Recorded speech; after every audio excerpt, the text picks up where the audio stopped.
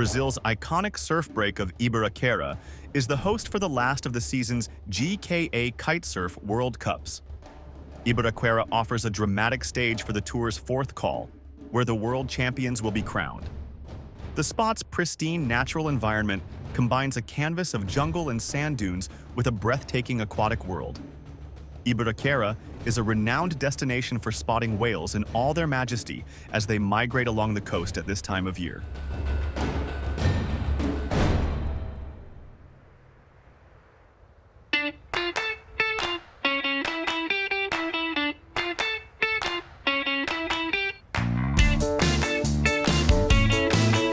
Ibiraquera is a super special place for a wave riding contest, and I dreamed my whole life to see a world tour stop here, and finally it's on. It will be cool to see all the boys here at the level that they are, how they're gonna perform on my home spot, on the spot that I ride most of the time here, and I'm excited to join them on the competition. Also, it's been a pretty long time without putting a competition like her on. I've been a kite surfer for most of my life now.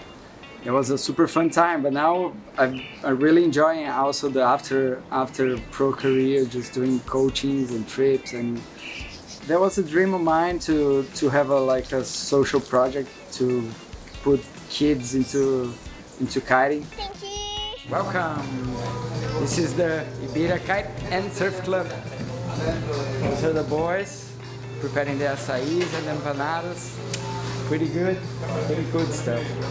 It's a project that aims to just give the opportunity for kids and teenagers to get into kiting easily. It's super cool to see how amped the kids are to be joining the kite. It's a project that I'm really passionate about, and I hope it's gonna grow a lot and we're gonna put a lot of kids into kiting. Oh yeah! One athlete whose talent Brandao has nurtured is Gabriel Benetton. Brandao's coaching in recent years is paying dividends, with the young Brazilian ranked #2 in the world this year. It feels really good to be back in Brazil, especially in Ibiraquera. I'm coming here for a lot of years now. It's close to where I live in São Paulo, and the wave is really good. We have finally a left on tour, which fits really good for me as well because I'm a goofy, and I'm really excited for this event. It's such a beautiful place, you know, nature feels like home as well. Everybody is super nice with you, like everyone helps you, so feels like home. I'm feeling really good for this one. And now it's like game time, you know. I'm in second in the ranking, so I'm close, you know, to what I dream about, but I still need to work a lot on it, you know. Morocco last event was really good for me. I got 4th place riding backside in such tricky conditions, so I was really happy with that result, and I'm looking forward to be better on this one for sure. Capucine Delannoy from France is another athlete who calls Brazil home. The world #1 relished the chance to battle for the world title on familiar waters in front of family and friends. Yeah, Brazil definitely feels like home. I mean, I grew up in Brazil, not in the south of Brazil, in the north. So this feels very different. But yeah, I'm super happy to be back in Brazil. It's been 2 months I've been away, so it's nice to eat açaí, hear people talk Portuguese, and just be here. And but yeah, it's super nice to be here, but it's a bit different from home here. So I'm currently ranked 1st. That's super nice. I had a good result in Morocco. It's not always what I was expecting, but it was good for the title. I came 2nd. So I definitely have my eyes on the world title, but I just want to show what I can do. I hope we have good conditions and I can express myself in the water and show some proper riding. And I think that's more my goal actually than getting the title. The title, of course, but I wanna put some great riding out there.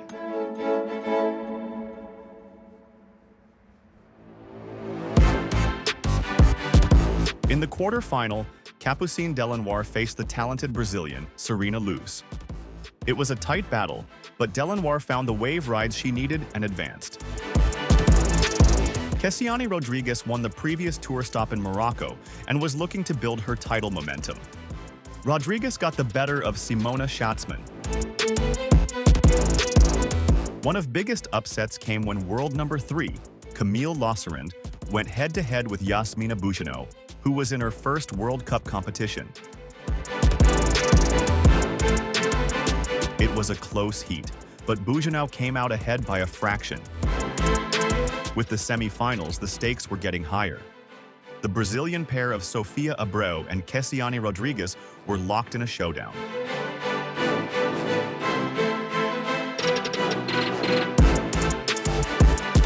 Abreu did just enough to get her nose ahead and booked a spot in the final. A second semi-final held an even bigger surprise. The debutante Yasmina Bujanov met Capucine Delannoy. A win for the French teenager would be enough to give her the title. It wasn't to be, and Bujanov won to progress to the final. 18-year-old Capucine Delannoy got another bite at the cherry when she came up against Capucine Rodrigues in the mini-final. A win would give Delannoy third place and enough points to secure the title. She pulled it off with her last waves, recapturing the title she first won aged 16.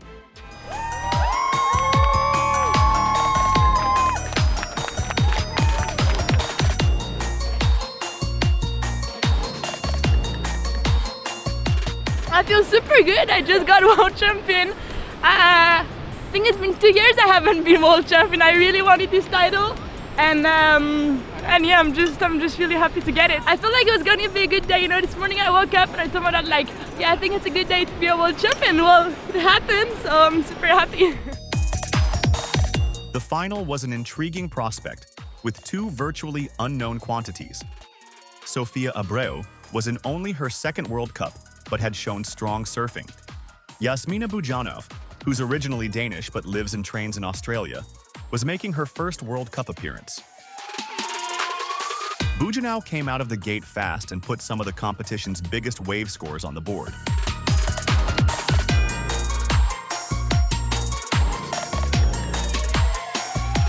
Bujanov's heat total of 16.10 from a possible 20 for her two counting waves was the biggest of the women's competition and gave her a win at her first time of asking. No, I wasn't expecting it. I mean, it's kind of like a dream come true. But there's a lot of good girls, especially Sofia and Capucine, so I wasn't expecting it. Australia's Yasmina Bujanov got her first win, with Brazilian Sofia Abreu in second. France's Capucine Delannoy was third, while Brazil's Capucine Rodrigues was fourth.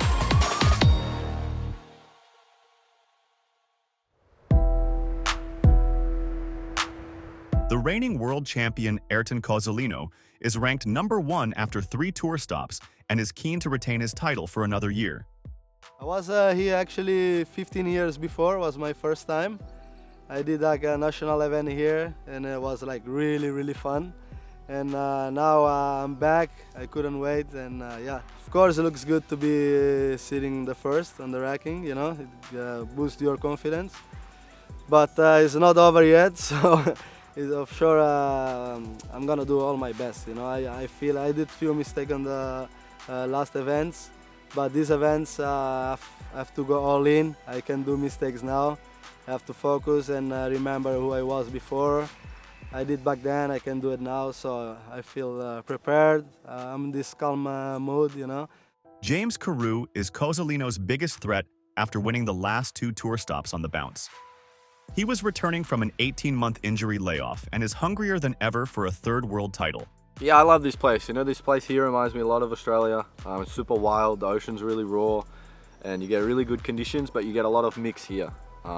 And it's my first event backside for a long time, so yeah, I'm excited. Something different, and I feel a lot more at home here. Yeah, it feels good after Dakhla, you know, securing the win. I came straight here, and we've really been scoring. We've been able to put some hours in the water, so it's good. You know, I'm ready. I'm excited. Just waiting for the win to make it happen. I don't feel any pressure. The only pressure I might feel is the pressure that I'm putting on myself because I'm here to win. I want to win. But no, I'm feeling pretty relaxed. I'm ready to go. Just waiting for my time to unleash it out there. Carew's dreams were dashed almost immediately when he faced Brazil's Pedro Matos in an early heat. Matos put 2 big waves on the board straight away, and for once the Australian had no answers.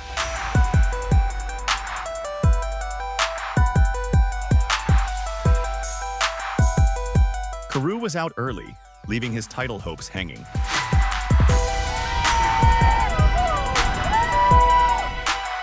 Artur Moraes is the Brazilian number 2, and he made his local knowledge work for him when he took out the Reunion Islands' Charlie Martin in one quarterfinal.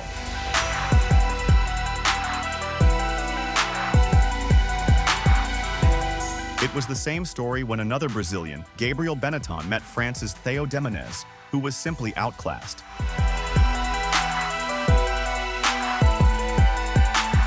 The showdown between Machu Lopez and Pedro Matos, who earlier took down James Carew, was an engrossing prospect. Matos earned some good scores, but Lopez was next level.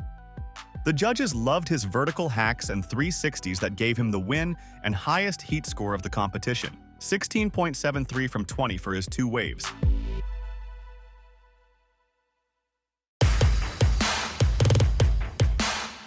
Ayrton Cozzolino should have had the measure of Brazil's Guilherme Brandão. But Cozzolino was unable to match the Brazilian's wave selection and committed surfing.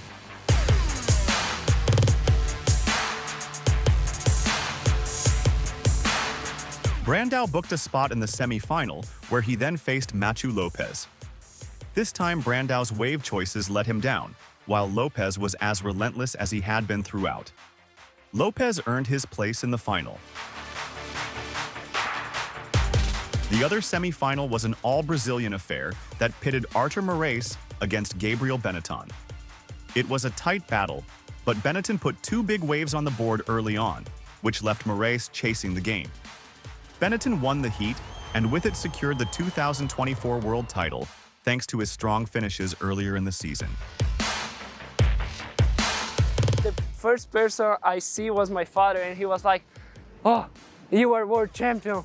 And then I couldn't believe I was like on another planet, like for real. And I was just started screaming and crying. My whole family was there, my friends. It's just unbelievable. I still can't believe that. When Gabriel Benetton had digested capturing his first world title, he found himself facing the Cape Verdean Machu Lopez. After a checkered year, Lopez was looking for redemption and seemed to have rediscovered his focus. By the standards of the earlier heats, the decider was almost a quiet affair.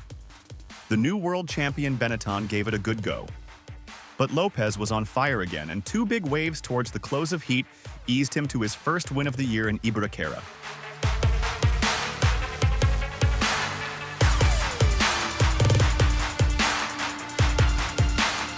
It was a crazy year for me because I kept on doing 5th, 9th, and then coming to Brazil and then getting the cherry from the cake.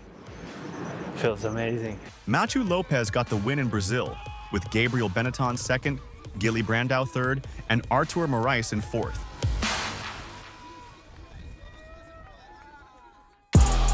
The Brazilian break of Ibiraquera really delivered on its debut appearance on the World Tour. The stunning natural beauty was a fitting setting for the 2024 season's climax. Brazil's Gabriel Benetton won his first crown at home, with Australia's James Carew in the runner-up spot, and Italy's Ayrton Cozzolino in 3rd. France's Capucine Delannoy reclaimed her world title, with Brazilian Kessiane Rodrigues in 2nd, and Swiss athlete Camille Losserand in 3rd. Join us again next season to find out if they can repeat their triumphs.